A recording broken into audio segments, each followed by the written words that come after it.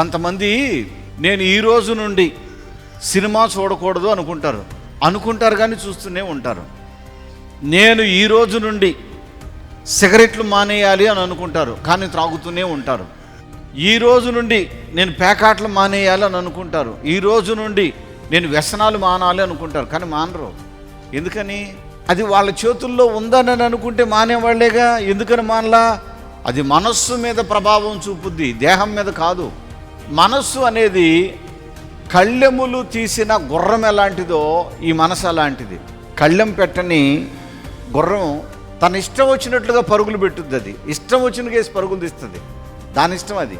అలాగే మనస్సు కూడా తన ఇష్టం వచ్చినట్లుగా ప్రవర్తిస్తుంది, తన ఇష్టం వచ్చినట్లుగా ప్రయాణం చేస్తుంది మనస్సు. ఈ మనస్సు మనిషిని ఈడ్చుకొని పోతుంది. చచ్చిన కుక్కన గనక కాలుకు తాడుగట్టి ఈడ్చుకుని వెళ్ళినట్లుగా బ్రతికున్న మనిషిని ఈ మనసు పడవేసి ఈడ్చుకొని వెళుతూ ఉంటుంది. సన్మార్గంలో ప్రవర్తించడం, సన్మార్గంలో జీవించడం మనిషికి తనకెంత మాత్రం సాధ్యమో కాదు.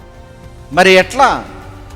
అందుకని అంటాడు, మనిషి సన్మార్గంలో ప్రవర్తించాలంటేనంట ఆ హృదయానికి భద్రత, కాపుదల ఉండాలి, అదుపు ఉండాలి.